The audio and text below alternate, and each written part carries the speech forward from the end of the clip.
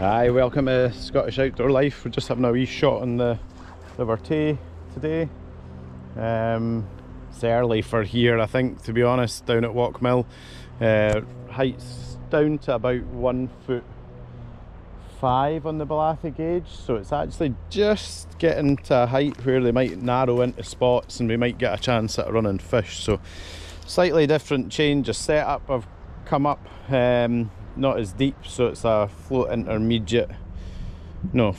intermediate sink 3 with 10 feet of slow sink tip and an aluminium tube. At this pace of water it's not going to be down very far at all, but this is pretty thin all the way through here. Wee bit more depth in the gurnal, but we'll just keep the same setup. I think if there's one passing and it sees it, it might just grab it.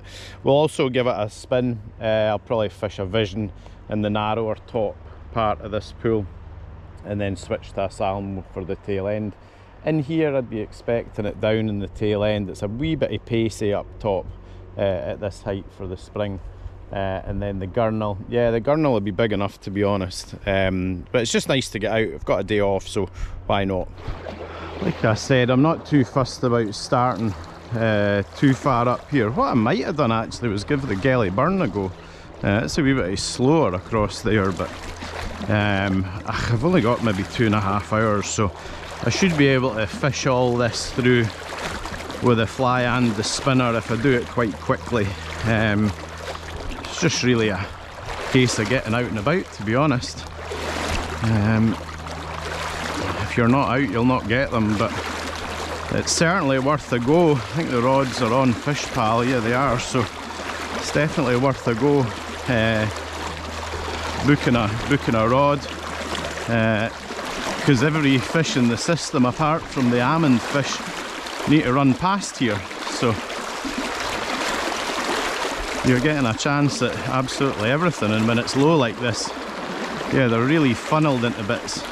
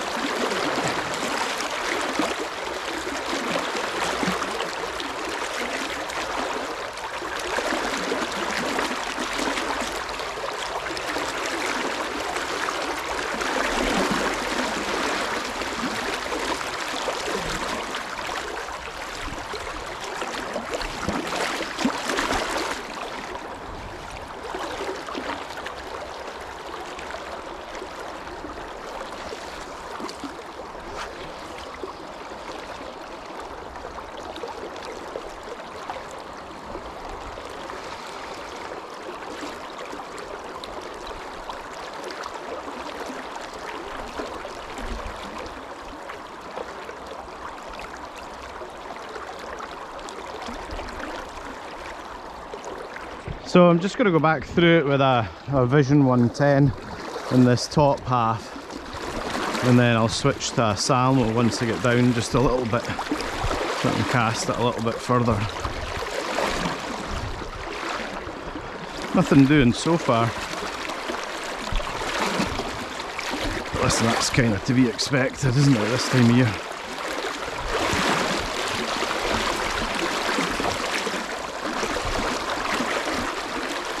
I'll just fish this down through real quick.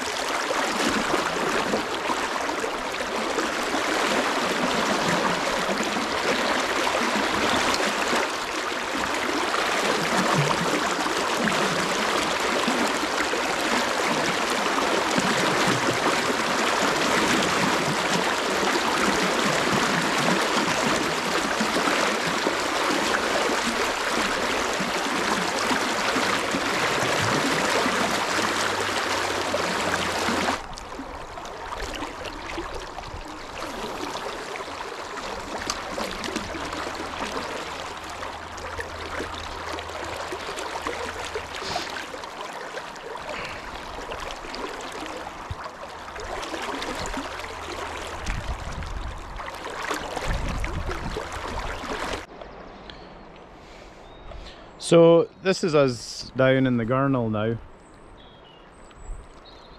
This is just a wee bit slower, so I think if I was going to get something, it'd probably be in here.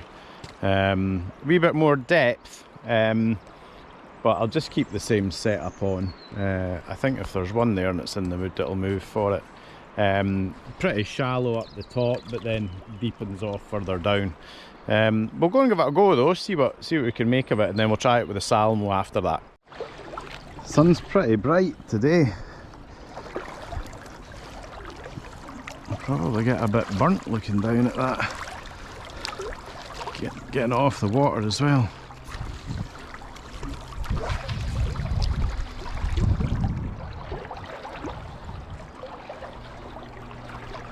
Again, just giving it a big mend just to get it swinging a wee bit slower, give them a better look at it.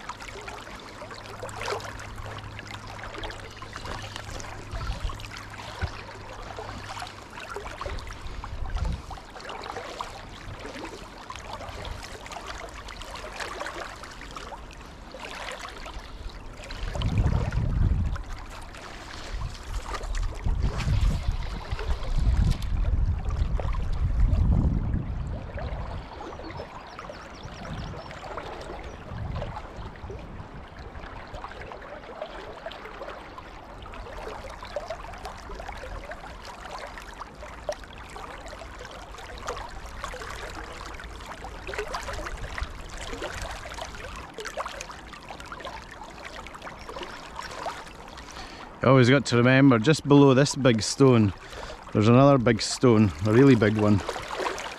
I'll go a bit closer and show you it. Don't know if you can see that in the water there. There's a big deep hole in front of it and behind it. And as the water gets lower, it can be right on your wading line, so.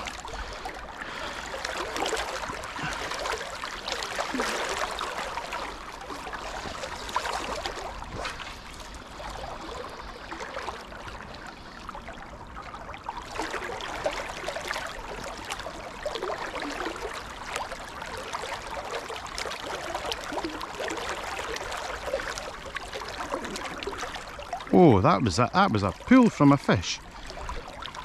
That wasn't a trout either. Are you a pucker? Just a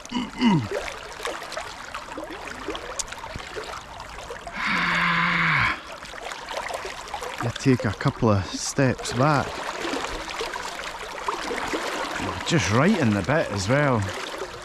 just in this bit out, kind of out from the Croy. Fucker.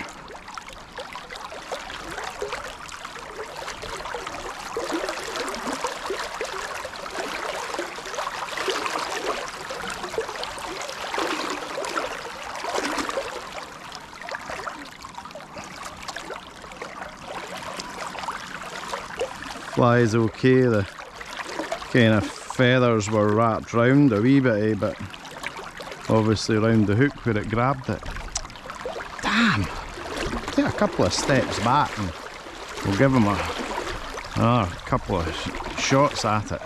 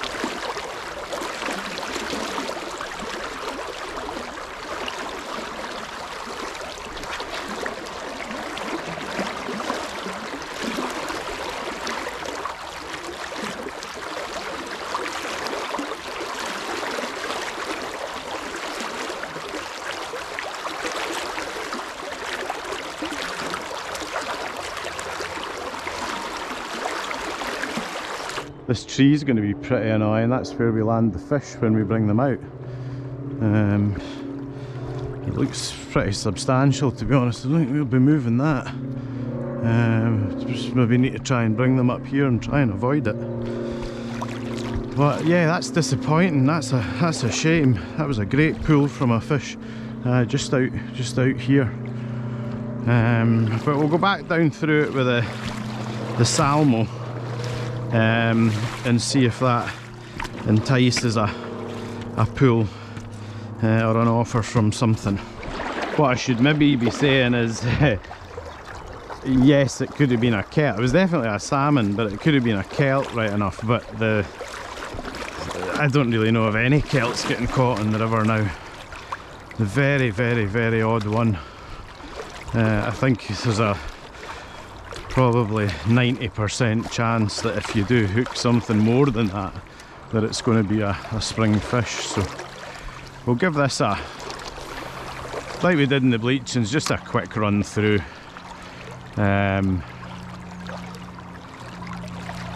Just try and fish it round as slowly as we can. But we'll do 4 or 5 steps per cast. I'm struggling a wee bit for time now, so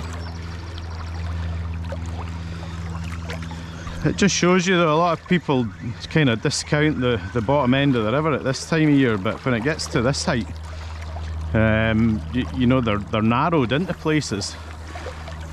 That's too shallow at that far side for them to go through. Yeah, you might get the odd one sneaking in, but there's a shelf just down from this stone, so they've only got between me and that stone, really. You know, as it gets lower, it turns a big river into a smaller river, and down at the bottom end at the gush, you're coming through something that's about 10 yards wide, every fish in the river. So well worth a look.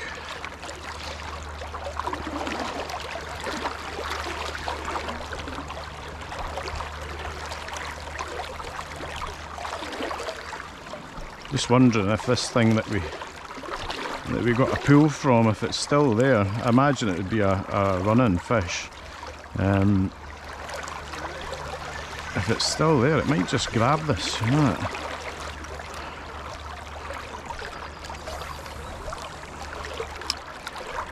Just keep an eye on the stone. Where am I? Yeah, it's down there a bit.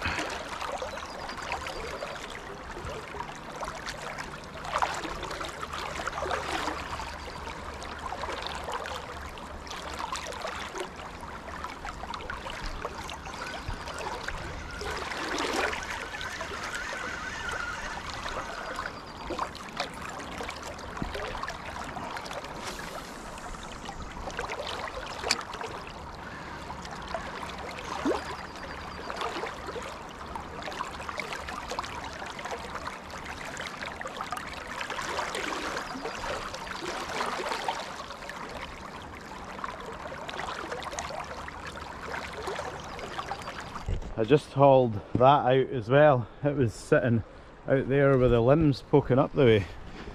A fish definitely would have got round that. So listen, nothing doing with the salmo. Nice afternoon, lovely afternoon, beautiful spring day. Yeah, pulled a fish as well. I would say the chances are it was a spring fish and not a kelt, but we'll never know, will we? Listen, I hope you enjoyed it, and we'll see you next time.